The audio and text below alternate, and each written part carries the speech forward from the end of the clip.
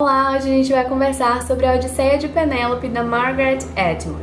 Nesse livro, como o título sugere, a autora vai contar a história da Odisseia a partir do ponto de vista de Penélope, que é a esposa de Ulisses.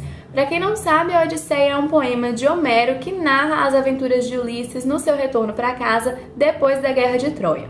Então, nesse livro, a autora vai tentar construir essa história a partir da visão da Penélope, que vai narrar desde o seu nascimento até o momento em que Ulisses volta para casa, e também um acontecimento que acaba marcando muito a sua vida, que é o assassinato de 12 de suas escravas. Por esse motivo, o livro vai ser dividido em dois formatos de narrativa. Um deles é a narrativa da própria Penélope, que vai contar a sua história como se fossem memórias, e o outro são cantos das 12 escravas, que foram mortas quando Ulisses volta para casa. O livro vai então alternar esses dois formatos, e no primeiro deles, que é a narrativa de Penélope, a protagonista, a autora vai acabar usando a estratégia das memórias. Então a gente começa o livro sabendo que Penélope já está morta, que ela está no mundo dos mortos e ela está contando a sua história no momento atual. Então ela vai acabar comparando a sua vida em alguns momentos com aspectos da atualidade, e através disso ela vai criticando alguns aspectos da condição da mulher na sociedade.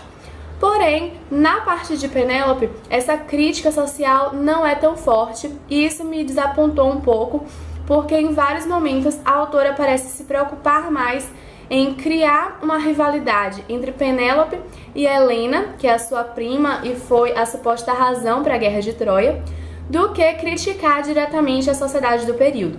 Então, em vários momentos, parece que a gente está lendo uma trama adolescente em que Helena é a garota super popular que despreza as mais inferiores, que seria então a Penélope. Então, em vários momentos, isso fica muito evidente e incomoda bastante. Isso acabou me decepcionando um pouco. Já nos capítulos que são os cantos das escravas, a crítica social é muito mais forte e é muito mais interessante.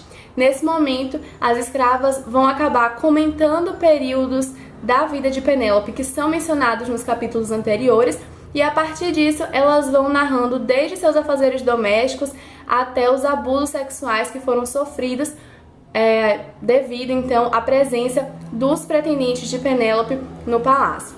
Então a parte das escravas é muito mais interessante, mas infelizmente é uma parte bem menor em relação à da Penélope. O livro no geral é bem curto, ele tem 160 páginas, e o que me decepcionou foi justamente isso, a falta de intensidade da crítica social. Já que esse é o principal objetivo do livro, eu esperava que ele fosse melhor abordado, o que não aconteceu. Então, eu iria ficar muito mais feliz se a parte narrada pelas escravas fosse maior do que a de Penélope, mas isso não aconteceu. Eu não estou dizendo que a narrativa da protagonista não traz críticas. Ela traz, mas esse ponto acaba deixando de ser o foco, e muitas vezes o foco da narrativa da Penélope é justamente o comportamento provocador da Helena. Então isso acabou me incomodando um pouco, mas de modo geral o livro é um livro ok, ele é um livro simples, de uma leitura fácil e rápida, mas eu não recomendo que seja o seu primeiro contato com a Margaret Atwood. Eu já conheci esse livro antes de ler o Conto da Aia, pensei em fazer essa leitura primeiro e fiquei muito feliz por não ter feito isso, já que se eu tivesse lido a Odisseia de Penélope primeiro, eu não teria ficado tão empolgada para conhecer outros trabalhos da autora. Então eu não recomendo que esse seja o primeiro contato. Aqui a escrita da Margaret Atwood é mais simples e não é tão carregada de crítica como em um Conto da Aia. Então eu acabei me decepcionando um pouco por isso, mas como eu já disse, não é um livro ruim.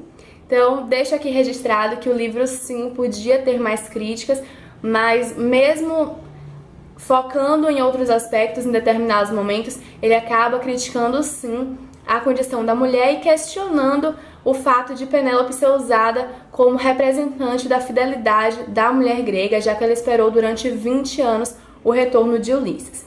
Então, eu espero que vocês tenham gostado do vídeo. Se vocês já leram A Odisseia de Penélope, me contem nos comentários o que é que vocês acharam, se vocês também se decepcionaram um pouco com a forma como a autora resolveu guiar essa história. Se você quer saber um pouquinho mais sobre o Conto da Aia, que é outro livro da Margaret Atwood e tá fazendo muito sucesso agora, tem vídeo aqui no canal, o link vai ficar aí nos cards. Não deixem de clicar em gostei, se inscrever para receber os próximos vídeos e acompanhar Frases Perdidas nas redes sociais. Um beijo e até a próxima!